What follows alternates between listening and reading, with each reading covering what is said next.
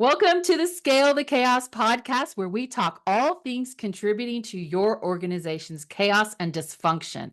I'm Rhonda Lea, founder and owner of Scale the Chaos. My guest today is Chrystina Katz. She is here to talk to us about being gutsy with your business, dealing with your fear of change, and fostering a gutsy culture that will grow your bottom line. Welcome, Chrystina. Thank you. And thank you for having me here. This is Well, fun working with you like this, Rhonda. yeah, I'm really excited to have you here. And I know that you were in corporate management for 30 years Yeah. and you have 10 years of entrepreneurial adventures, right? We like to call them Yep. adventures. So, Advent. so tell us about your journey, your ventures to becoming a business coach that emphasizes gutsy approaches. 30 years in corporate project management. I worked on big, huge projects and big teams. So those were like mini microcosms of a Hmm. business with numbers because it was project management, budget, people, and goals, and making things happen and moving them forward. Then I got into the entrepreneurial journey, adventures, because the corporate world, I would be ready for something else. So then I would jump out of the corporate Uh, world, start a venture. And there were times when these ventures, I was making payroll. I was doing the payroll taxes. We had staff, etc. That was an equipment leasing company providing those jobs. And learned lots of lessons along the way, of course, mm-hmm. and then would go back into corporate world for different reasons. There was even one time when I decided I wanted to be a licensed massage therapist. Oh, And I left the corporate world, went back to school, got my license, got my specialty license. So that entrepreneurial spirit uh-huh. has been there all along. We learn as we grow. And every single time, whether it was leaving corporate, starting a new adventure, learning from that, pivoting yet again, I had to be gutsy, took risks. Uh-huh. Sometimes I crashed and burned. Yeah. Many lessons along the school of hard knocks. But over the years, organically, people would come to me and they would ask me for mentoring or coaching on specific topics Mm-hmm. that I had strengths in and didn't even realize it. Organization, moving a vision, a mission forward through the challenges, keeping teams engaged and accomplishing the goals, helping teams deal with change Mm-hmm. and how to be gutsy with, I wasn't using that word then. Okay. Yeah. But Yeah. as I look back on it, it Yeah. was all about that. Yeah. How is it that you define being gutsy? Let's make sure that we set that foundation for our conversation. Being gutsy is getting out of our own way, Okay. creating the time to learn, creating the support system, because we all go through hard times Hmm. professionally and personally. So, not being alone. So many business owners are like, I can do this. I got this Hmm. business. I started this. I can make this happen. And yet, we don't know everything. So, having that team, that support system, growing our business acumen, constantly learning and being open minded. Being gutsy in business is yes, follow your dream. Hmm. And yes, be open to Uh-huh. learn more and bring people on the team, so to speak. And making hard calls, having those hard conversations, whether it's with employees, contractors, vendors, sometimes it's even with clients. Yes. Being gutsy in business is about learning, planning, and taking strategic risks. Yes. And I like how you say strategic because that goes right into the other thing I wanted to talk about. Because obviously, we talk about scaling the chaos, solving organizational or resolving organizational dysfunction and chaos. So I want to talk about how being gutsy can do that. But there's a flip side to that because if you're not being intentionally gutsy, then it can actually cause chaos and dysfunction. Right. So we need to be very careful about identifying which direction we're going to go. So help us understand and identify how being gutsy can cause chaos and dysfunction and how it can even solve it. This one word has come Mm. up, and you even brought it up when we were talking previously, reckless Mhm. versus gutsy. Mhm. Reckless is when not considering all the options, not Yes. doing the homework, not planning ahead. To me, being gutsy is feeling that fear. Mhm. Susan Jeffers says Mhm. in her book, Feel the Fear and Do It Anyway. Feel that fear, plan ahead, Uh-huh. and then implement. Just because you have the fear doesn't mean you should go ahead and jump feet first in and, "Oh, I'm being Right. gutsy. Let's do this." I like that being intentional.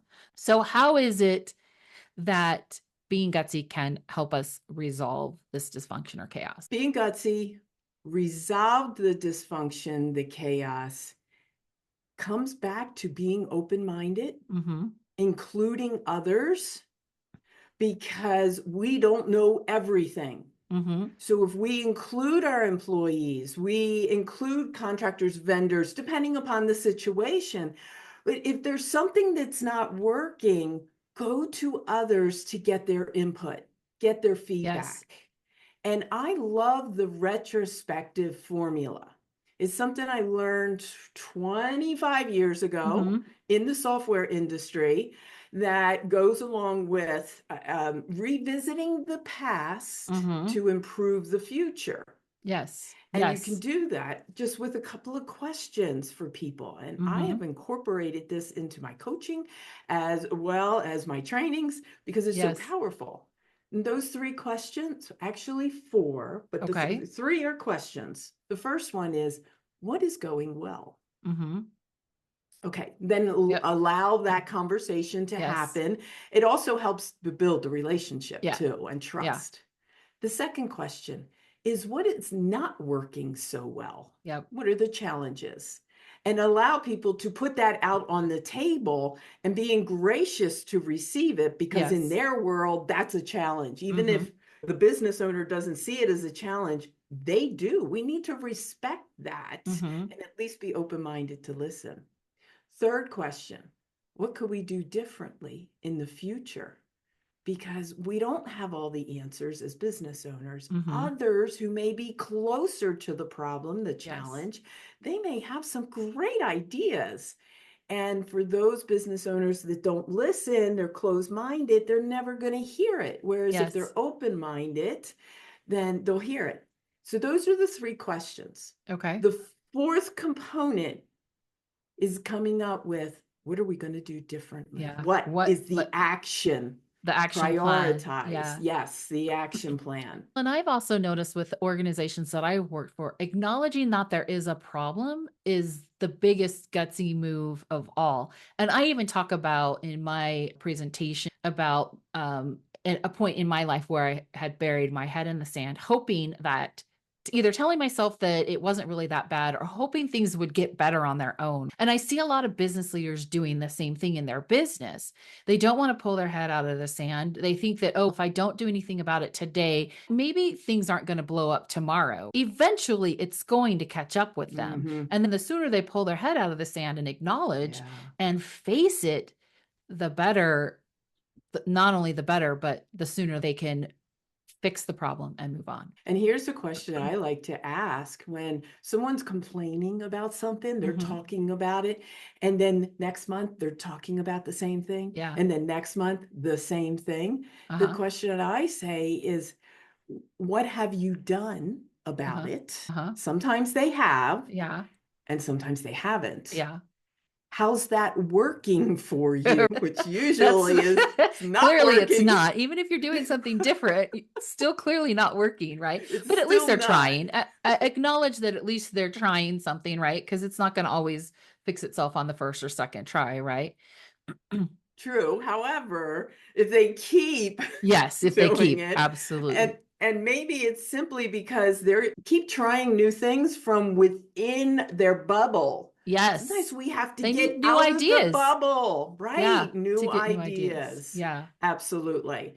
And that is what many don't do because it's Yes. you're not in this industry, you don't know. Yeah. Wait. business runs on business Yes. concepts and Yes. metrics and KPIs.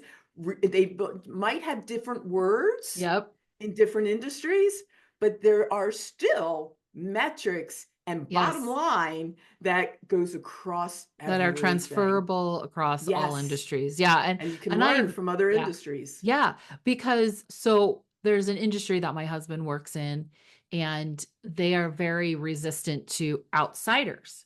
Yeah, And there you go. and I'm like, "How are they ever gonna get a new idea?" Like, they only Right. measure themselves against each other. Yeah. They use industry standard as and I'm like, "No, industry standard is, like, minimum. That's bare minimum. Somebody is gonna come into this industry and massively disrupt it, and nobody is gonna know what to do because Mhm. somebody else came in with it. Somebody finally let some outsider in or some Somebody outsider was came in." gutsy. Gutsy. To me, not being open to new ideas makes you ripe for disruption.